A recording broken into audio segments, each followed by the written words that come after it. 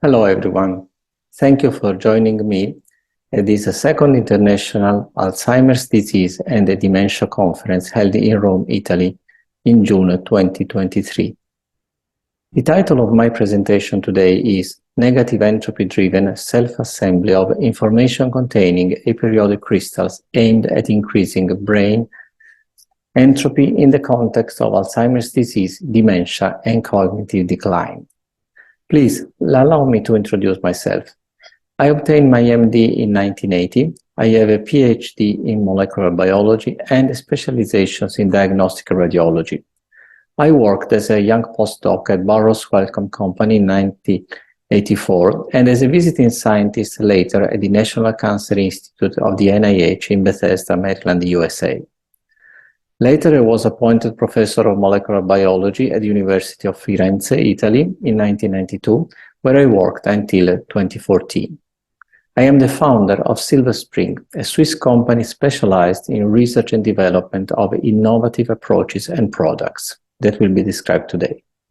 I published in the course of my career more than 240 scientific articles, co-authored, among others, by scientists such as Eduardo Lapetina, Stu Aronson, Jackie Pierce, Peter Duesberg, Henry Bauer, the late Jeff Bradstreet, Dietrich Klingart. One of my articles was sponsored by Nobel laureate Sir John Vane. My current research interests are in neurosciences and the science of consciousness as they relate to neurodegenerative and neurodevelopmental diseases. And lately, I've had the honor and the privilege to collaborate with a Korean company called Danabaio로직스. Before we start, please remember that no information in this talk is presented as medical advice. Standard of care for every disease must be followed, as well as rules and regulations established by health authorities of each country. I'd like to disclose my conflict of interest because I have designed and invented a number of protocols and approaches and products to different diseases, and I developed the approaches and the products mentioned in this talk. I'd like to acknowledge Mr. Hyuk Choi of Danabai오로직스 of the Republic of Korea for his priceless support.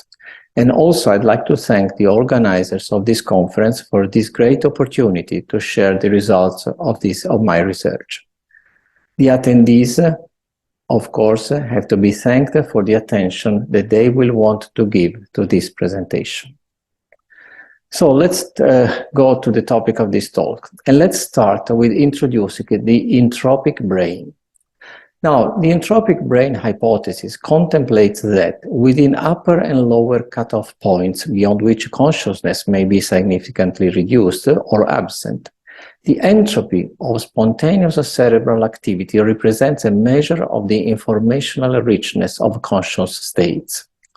Consistent with this hypothesis, brain entropy, often abbreviated in BEN, increases during physiological development and decreases during states of reduced consciousness such as aging, Alzheimer's disease, dementia, and cognitive decline. This sentence comes from a very recent article published in 2020. Alzheimer's disease showed catastrophic brain entropy reduction, which was related to more severe cognitive impairment and daily function disability. So it appears there is a straightforward link between brain entropy, consciousness, and loss of brain entropy and Alzheimer's disease, dementia, cognitive decline. Therefore, it seems logical that to try to fight these conditions or diseases, we have to restore brain entropy. And here I describe a biomolecular approach aimed at increasing brain entropy.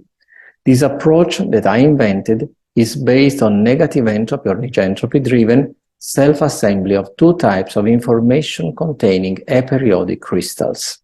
The rationale leading to the development of information-containing crystals lays in the known association between entropy and information. The following sentence comes from a simple English Wikipedia, the Free Encyclopedia, and states very clearly, more clearly stated, information is an increase in uncertainty or entropy. The concept of information entropy was created by mathematician Claude Shannon And this is a Professor Claude Shannon here from Wikipedia. As I said, we use two types of crystals. The first type of crystals consists of a polylysin and glutamic acid. Polylysin constitutes a backbone for the establishment of electrostatic bonds between the positively charged amino groups of polylysin and the negatively charged acidic moiety of glutamic acid. This is a skeletal structure of a monomer of epsilon polylysin, and usually polylysin is composed of approximately 25 to 30 residues like this, and this is glutamic acid. And you can see the acidic moiety is very clearly represented in this skeletal structure. The second type of crystals consists of a mixture of lysine, alanine, tyrosine, 3 amino acids, and cyanocobalamin, or vitamin B12, that is complexed through formation of electrostatic bonds with the acidic backbone constituted by the sulfated polysaccharides, where the negatively charged sulfate ester and the carboxylic groups of the polysaccharides bind to the positively charged moieties of the amino acids and cyanocobalamin. So this is the backbone of the polysaccharides, and these are the non-covalent bonds with the amino acids alanine, tyrosine, lysine, or vitamin B12. The two types of crystals interact with each other in a CO2-enriched hydrophilic medium, with a resulting self-assembly of complex structures that are composed of random-sized aperiodic crystals of, on one side, polylysin and glutamic acid, and the other side, the sulfated polysaccharides bond to lysine, alanine, tyrosine, and cyanocobalamin. Although the crystals are formed through negentropy-driven self-assembly, because of their random size and therefore random distribution of electrical charges on their molecular surface, they do contain an elevated degree of information. Once formed, the crystals are assembled under the form of a capsule that can be ingested, and brain entropy measurements and clinical observation are then performed. How do we measure brain entropy? There are different techniques. One technique that we perfected over the years is transcranial ultrasonography that is performed on the temporal lobes. Another technique is to measure the neural activity in the anterior parts of the prefrontal cortex, what is called Area 10 of Brodmann classification, by monitoring cerebral oxygenation and blood volume changes using functional near-infrared spectroscopy. And then there is a cognitive assessment questionnaire that indirectly measures brain entropy. This picture represents a typical transcranial ultrasonography. And this picture, taken from this article in Sensor of 2021, represents a typical brain entropy measurement by measuring cerebral oxygenation and blood volume changes. For the evaluation of brain entropy, we applied a technique of transcranial ultrasonography that we developed since 2012, so more than 10 years ago. And this technique was developed for the study of the brain in healthy individuals, as well as in all types of primates, as well as in subjects with autism. This is the first article published in 2013, but submitted in 2012, where we first describe this technique of transcranial sonography. That is a technique for the study of the temporal lobes of the human and non-human primate brain. And this was published in the Italian Journal of Anatomy and Embryology.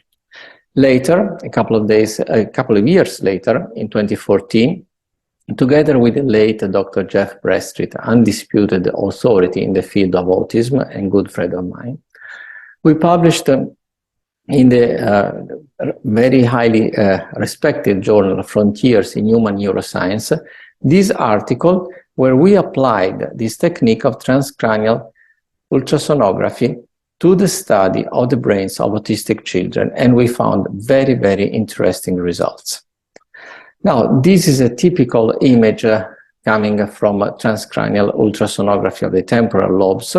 And we can study the meninges, but we can study the brain cortex with a degree of definition that is comparable to histologic analysis, where we can actually study the neuronal layers. For example, this is the neuronal layer number 5 that is constituted by deep pyramidal cells, and this is the neuronal layer number 6, polymorphic cells. So we can study the brain cortex with a high degree of definition. And this is what entropy appears. This is how entropy appears. So this is a before assumption of the crystals, and this is after. To the non-trained eye, as I said, I am a radiologist, so my eyes are quite well trained to find out the differences. To the non-well-trained eye, these two images may look very similar, if not identical. Actually, they are not. Even if you are not trained as a radiologist, you can see that this is kind of whiter.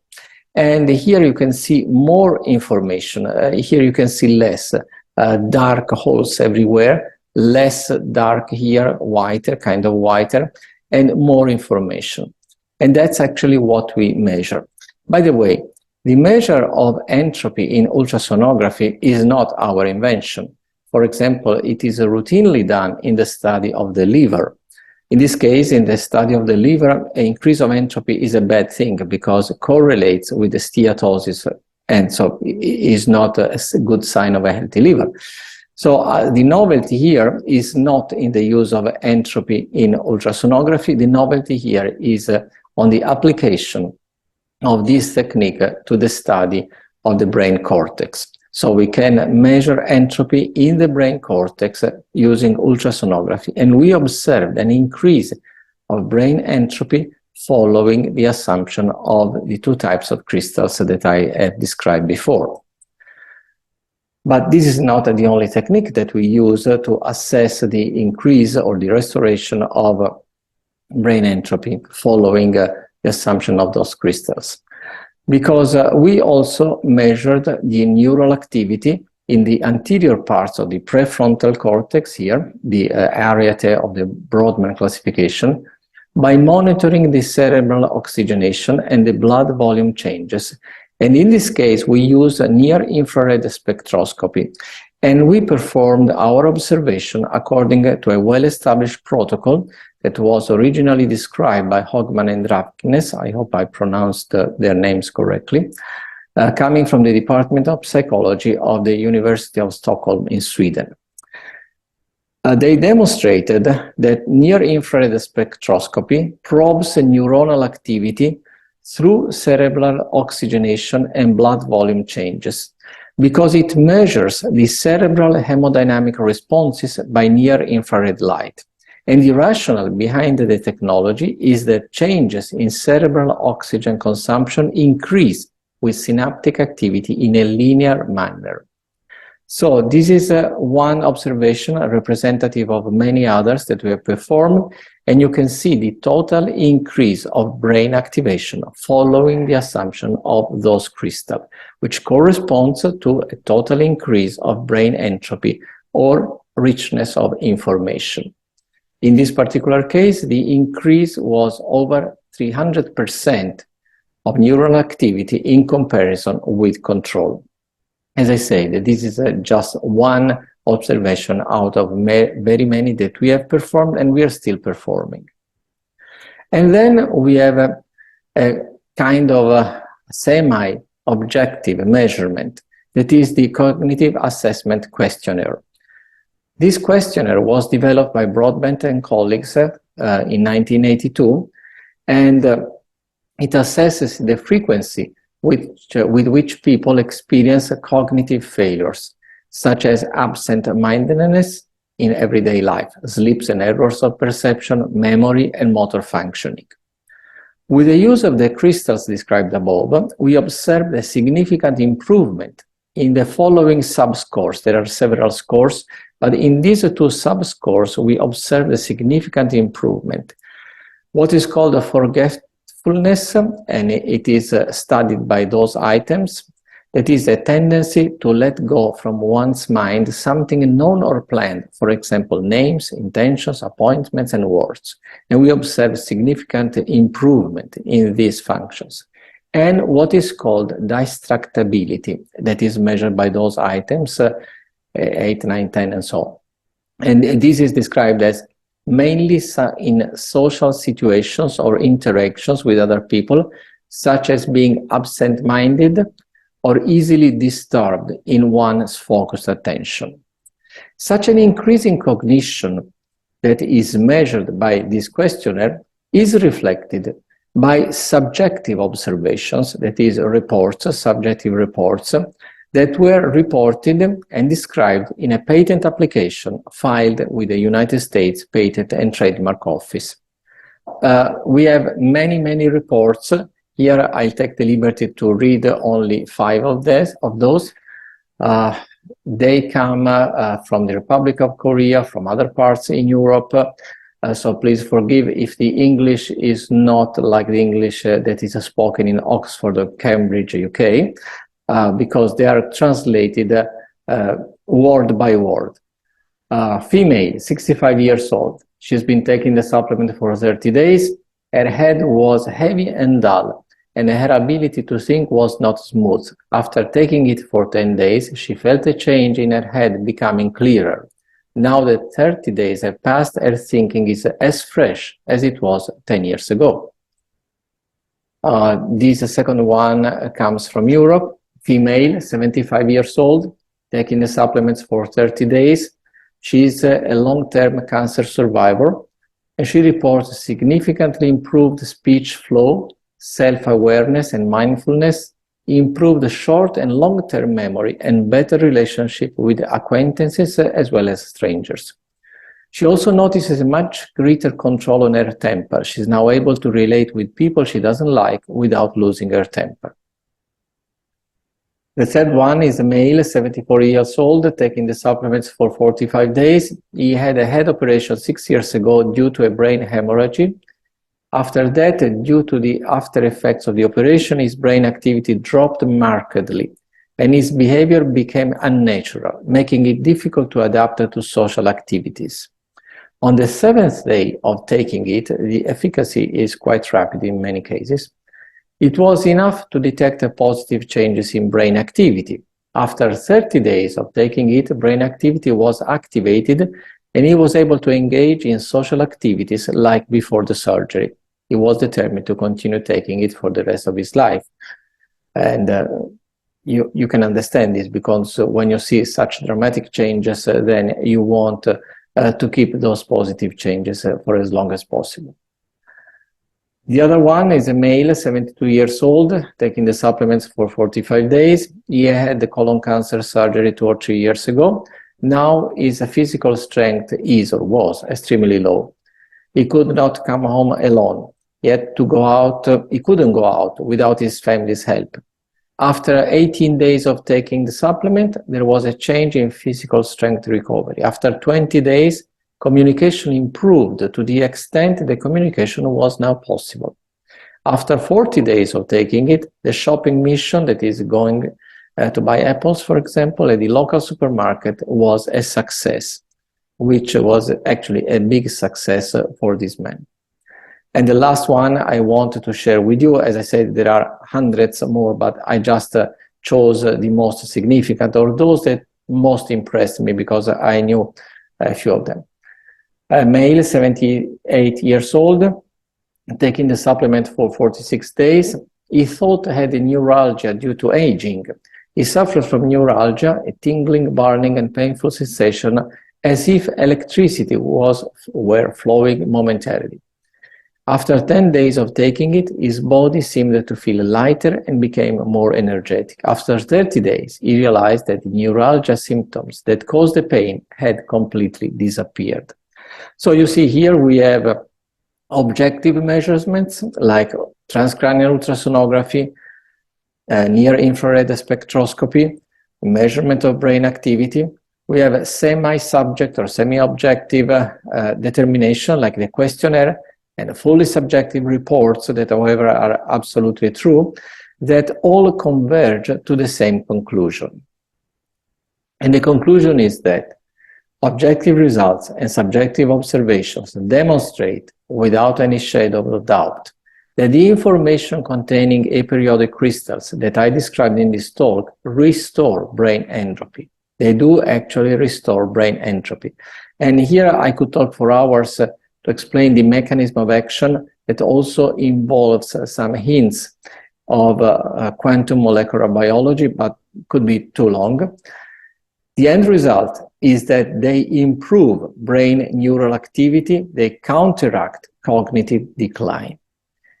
And because of this, these crystals, this approach, they do represent a novel approach to the prevention and treatment of dementia, Alzheimer's disease, and cognitive decline, and possibly other neurological or neurodevelopmental disorders. I thank you so much for your attention. It has been a great opportunity to share the results of this very exciting research. Thank you so much.